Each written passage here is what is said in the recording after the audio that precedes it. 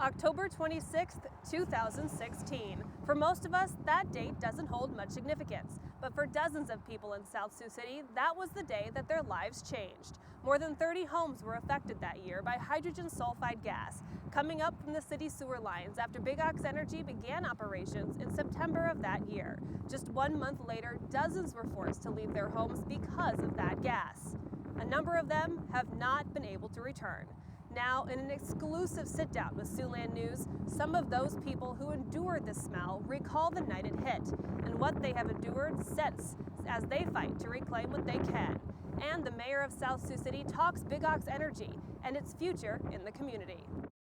Growing up in South Sioux or around South Sioux, you smell when IBP or Tyson dries blood. You can smell when Richardson Milling's dumping molasses in with their oats. You can smell when Bimbo's is baking bread. I mean, there's all these, and you kind of identify where they're from or have a pretty good idea. This was unlike any odor I'd ever smelled before. I mean, this one was making people sick. And it just hit. You couldn't breathe. You couldn't move. It was just like it hit you like a ton of bricks. You know, if we go back to October 26th of 2016, in the evening in Robin Marie's front yard. Right. And the mayor was coming in from out of town, stopped, and he walked into Robin Marie's house, turned around, walked out, walked around the corner and puked. Yep. It was so bad. He came out and told all of us, your houses are dangerous. It's a dangerous chemical. Get out tonight.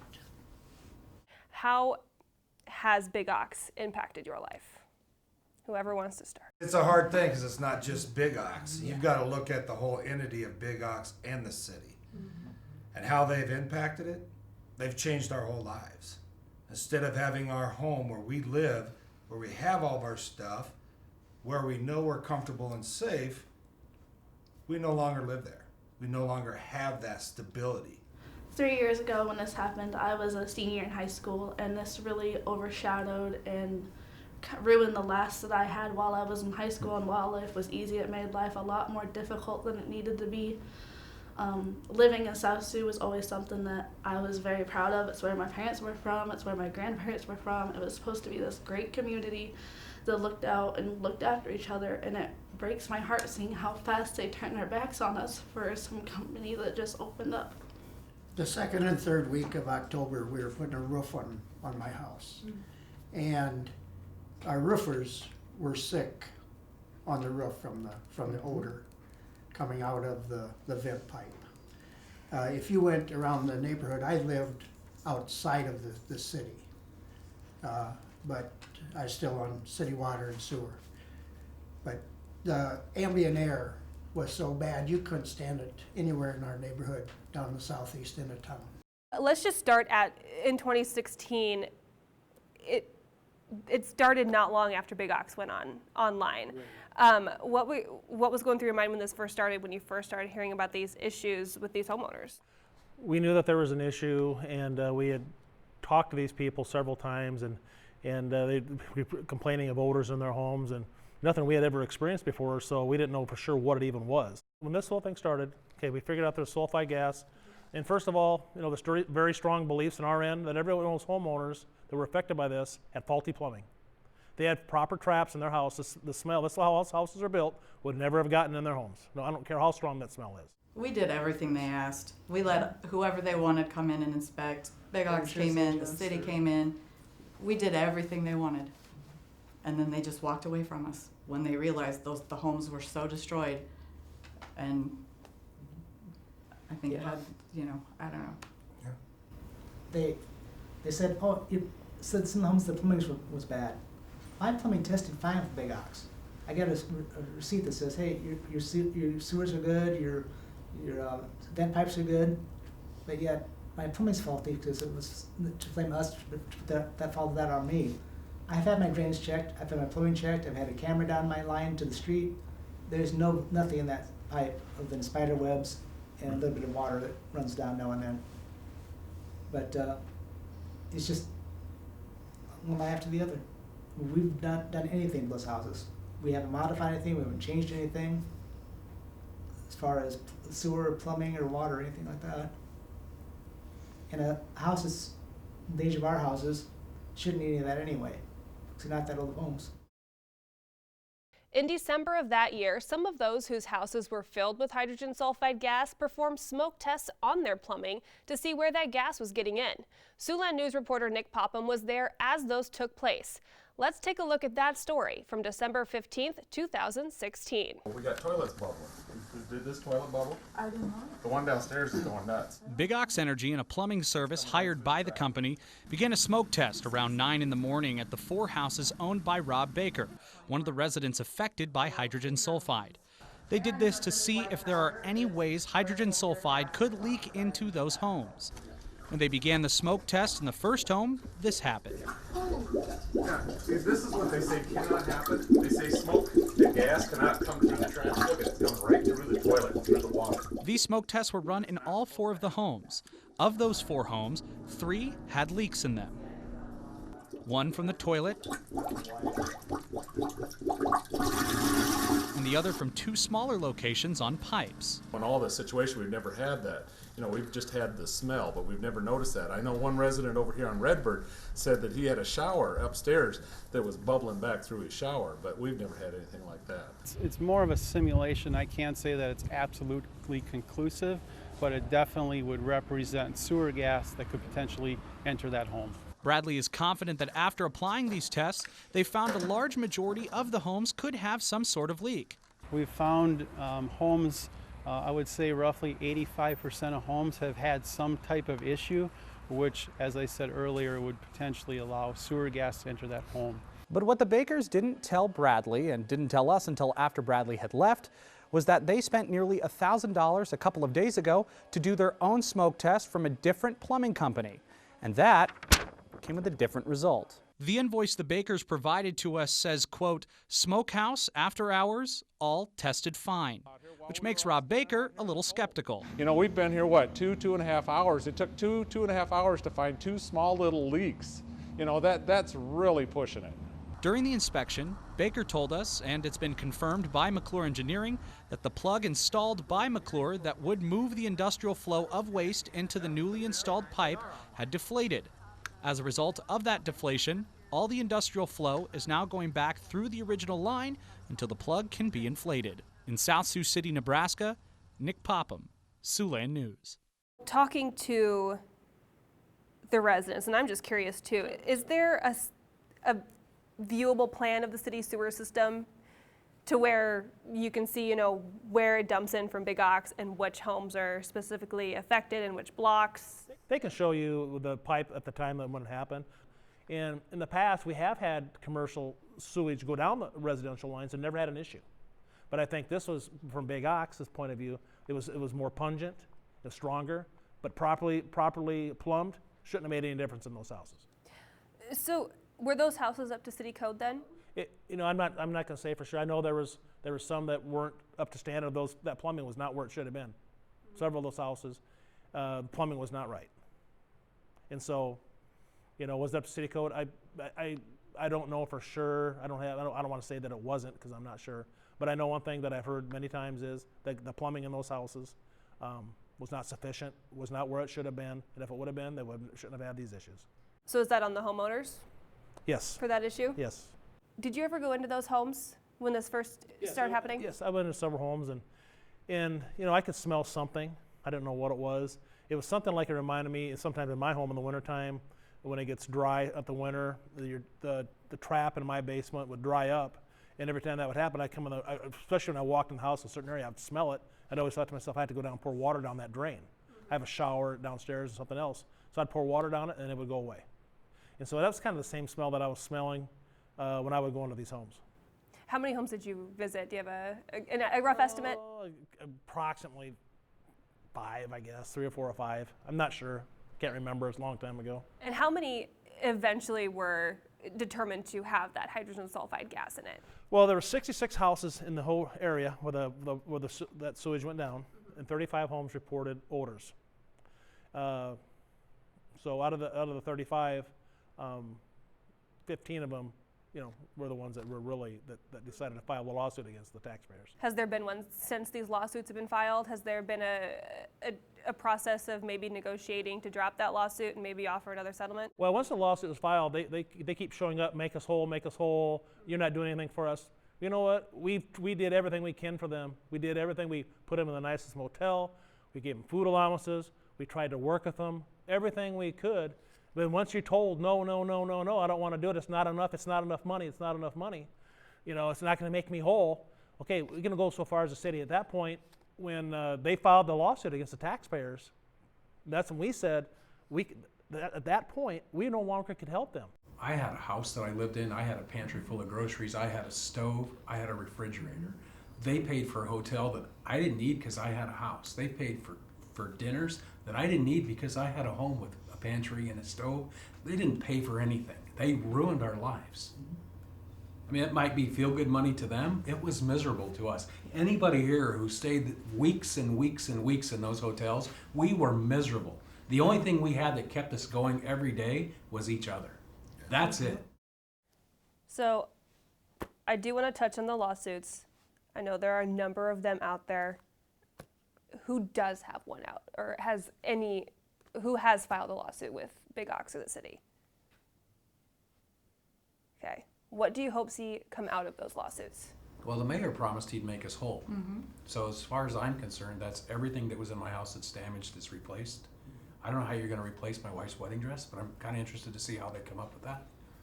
I know my baptism outfit, some of the pictures, some of that. So, I mean, that's what I want. I want the mayor just to do what he said he was going to do, which is make us whole. So the city can own that house. I don't care what they do with it. They can own the house. They can deal with it. I just want compensated for what they took from me, which is pretty much everything. The thing they can't do is give us back the last 3 years of our lives. Or our health. We're just in limbo. All of us. Yeah. We just live in limbo. This hydrogen sulfide is a poisonous, toxic gas. It's been used for years by the military to go after enemies and kill them. That's what they pumped into our houses, along with some other things we don't know about. But we don't know what this is going to cause down the road. It could be lung cancer, it could be any other things, neurological, or anything could happen. But no one cared about the city at that time. They weren't cared when we went to the doctors to be checked out for anything. So, I'd like the chance. Go ahead.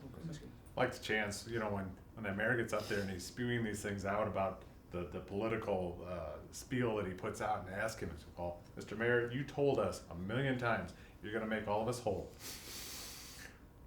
Bring back my father. That's what I want to tell him.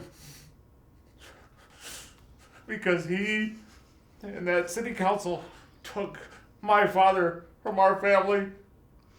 How's he going to fix that? They were forced out of their home too. Yes, and this gas was a result of him not being with us today. How are they going to fix that? How are they going to bring that last 3 years of all of our lives back?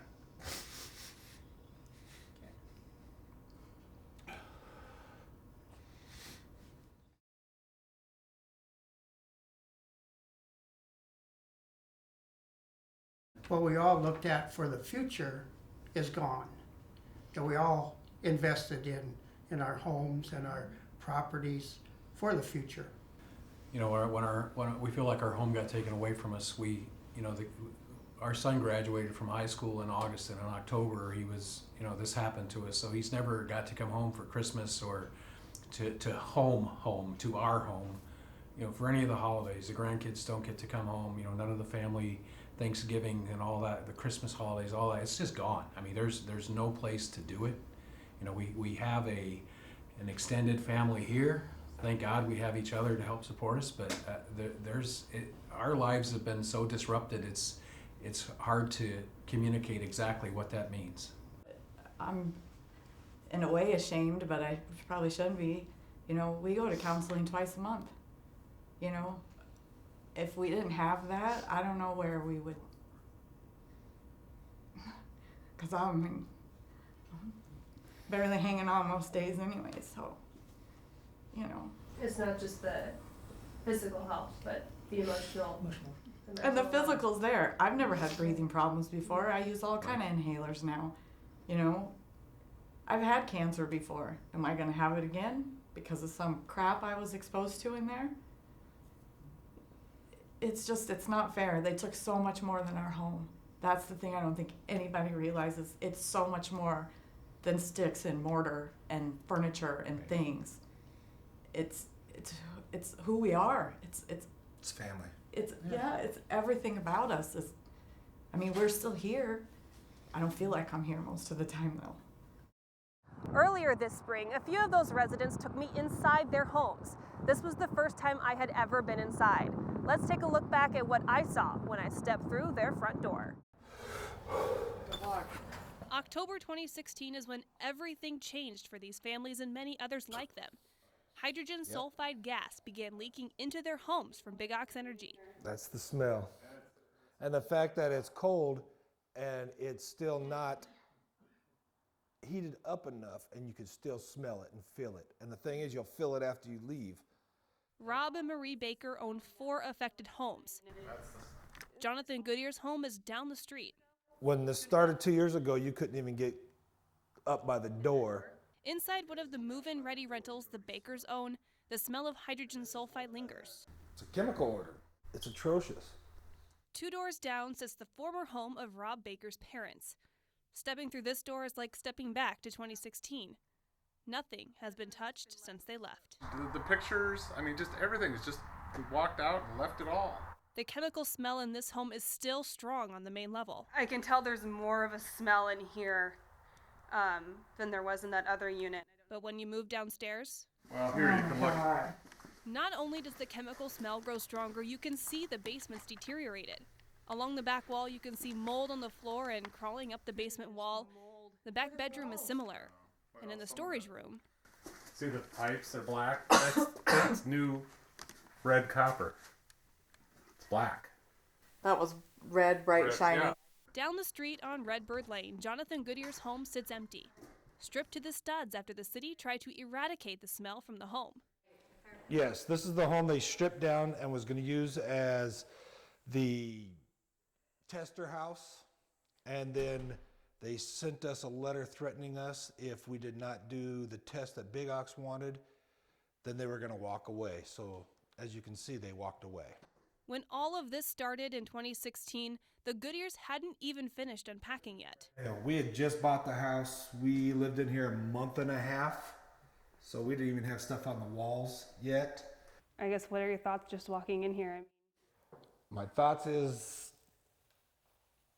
they ruined our lives. They ruined my son's high school years. Mm-hmm.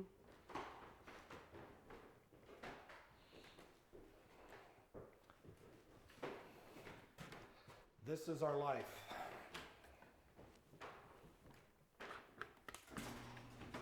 If you were just looking at their home, you didn't know the story behind it, it looks like it's under construction, just being built.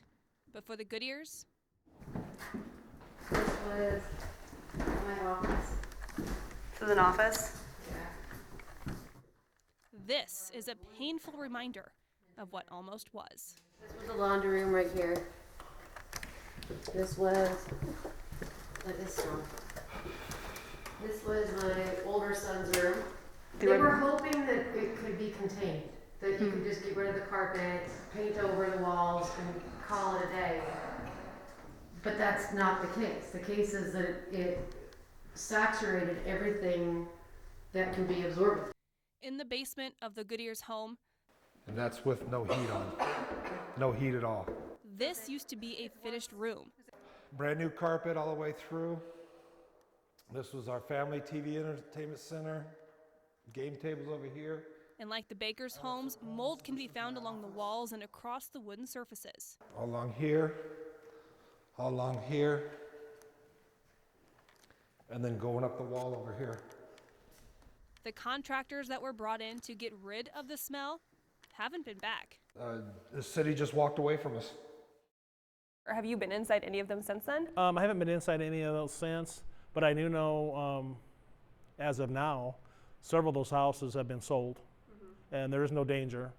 And so, it's okay for anybody to move in. They've sold them. People are living there. They bought them. There was a fourplex. Every one of them is occupied now, and minimum, as far as I can tell, minimum construction to fix them. The air is totally safe. So what is the next step for your homes? What's the future for them? We are emptying our house. We're putting things in storage. Not sure if any of it's salvageable or not, but right now that's the choice we made. In hopes that we can sell our house or get some kind of compensation out of it. The hard thing is, you know, we will be honest and we'll disclose everything that's happened to that home. And frankly, the people that have shown an interest in the house that have come through it, I've told them, you can't live here. I mean, I'm my own worst enemy. I'm never going to sell the house because I talk them out of it as soon as they show an interest. It's interesting, the people that have bought houses in our neighborhood that have been affected by this, that we moved out of because we couldn't live there. Now people are buying them at a third or less of what they're worth, but they're not being told what's wrong with those houses, or they're being lied to, or they just don't care, and it's going to kill them, or it's going to make them very sick the way it's made us very sick initially. It's a long-term thing. So I mean, that's where we are today, is trying to sell a house that I really can't sell, and I really don't want to sell it. I just like it to go away.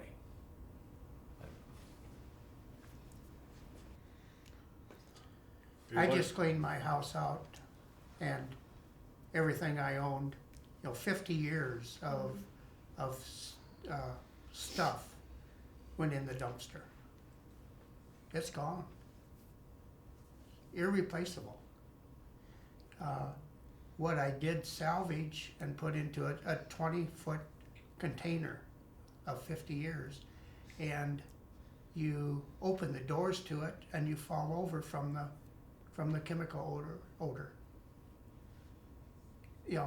It all should have just went into the dumpster, because it is non-usable, non-enjoyable. Family pictures, family heirlooms,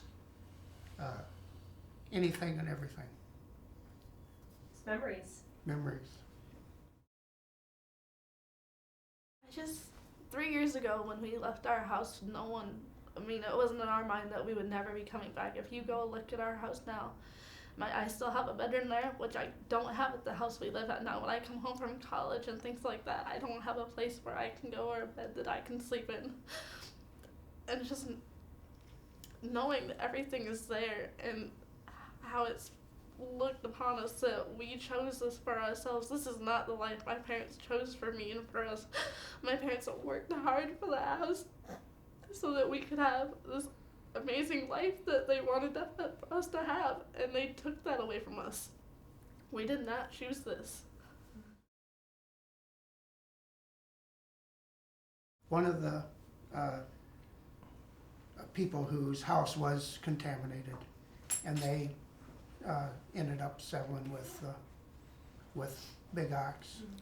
And the poor lady, an older lady, sat in her driveway crying, throwing away pictures of her husband when he was in the service. All of those memories are for her went in the dumpster.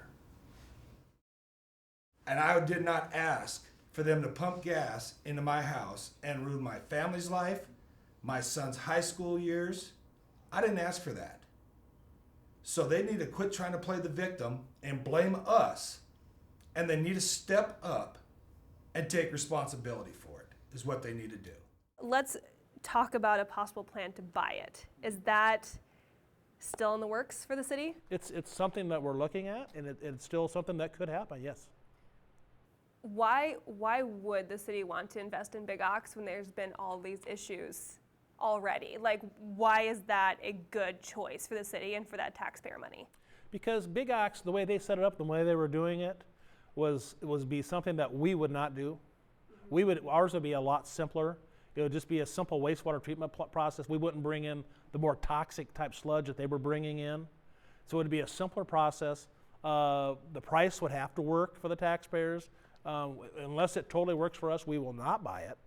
And the businesses out there in the Roth Industrial Park, they want us to make a move. They want us to buy it because it helps them with their operations. But as far as the taxpayers go, if we can buy that plant and make it worthwhile, make it work, the money cash flow, we have to build a sewer plant.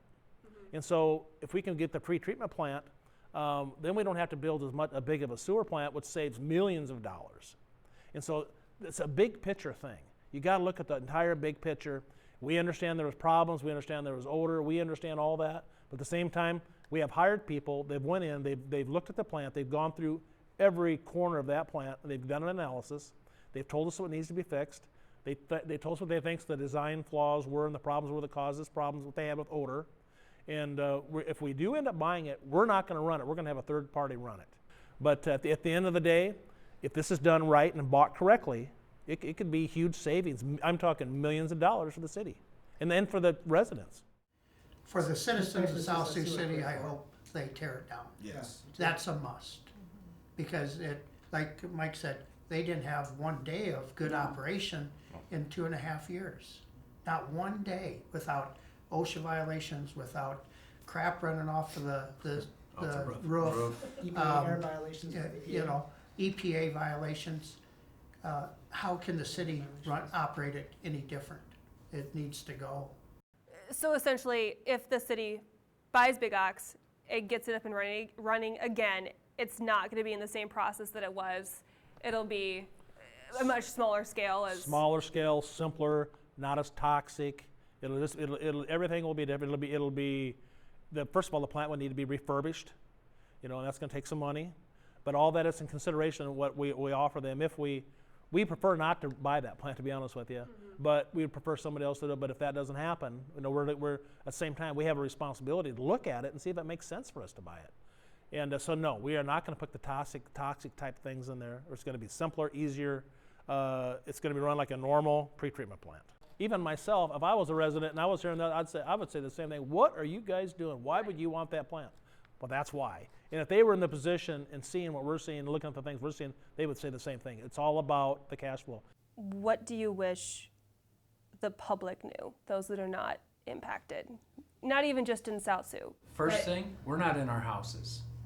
We're not in our homes. So every time you see us in public and you ask, are you in your house yet? They don't understand that that's a dagger. That's a dagger right to our heart. I wish all the citizens, you said, what do you wish people knew? Or I wish they could have all been in our homes, smelled the smell. Imagine what it's like to have to walk away from everything you own. Your life, your memories, the hopes and dreams you have for the future. We were just finishing our home and just moving into it. 2 doors down from his mom and dad, I wish people really knew. Instead of, they think it's some sewer smell. It wasn't a sewer smell. What the citizens of South Sioux City need to realize and pay attention is not our situation. Right. It's the whole picture of what the city is doing to the community. And their actions and lack of understanding of what impact it does to the citizens, just to do their own agenda. Right. If the citizens don't start taking some kind of interest in their town, if to sit by just silently while your neighbors' homes and lives are destroyed, and then we're made to be the criminals in all this, and they all just sit silent. Nobody does anything. Nobody advocates for anyone. Nobody stands up for each other besides us. Right. It's like nobody cares. They're all just buried in their own life, and our government will take care of us, and forward ho. I hope it never happens to them. None of us know where this is going to end. We all have some ideas where we hope it ends. We know we're never going to be made whole. I'm never going to have my house back. No. My kids are never going to be able to spend Christmas 2017 at home. I mean, we know that. The Orlando girls are not going to be crawling around in their house. That house is gone. That's over. Rick's not going to have his farm anymore. That's done. So it's just a sad reality that we face every day. And when someone comes up to you and asks you those questions, you go between anger and sadness in a heartbeat. Looking back now, do Does the city regret bringing Big Ox into town? As far as everything that's happened, absolutely. I wish it was good intentions by everybody involved, but like I said, the citizens that are affected by this, and not only just the ones still suing us, all of them. And I would never wish that on anybody. And now the ones suing us, you know, I'm not happy about that. I'm not happy they're not in their homes. I'm not happy they're had to leave their homes or didn't take the offer. You know, I wish they could have stayed there. I wish none of this would have happened, and I wish everything was good. Is there anything that you maybe want to say to the residents of the community of South Sioux City? You know what? We were trying to make things better. We thought we did our due diligence. We did our due diligence, and you know, it had some negative outcomes, and we apologize for that. But we're working to make life easier, better, more affordable here. We can sit back and do nothing and just keep taking rate increases, tax increases, and never try to fight anything. Or we can do some work around here and try to keep electric rates down, keep sewer rates down. Do some work so their life can have more quality and they can afford it.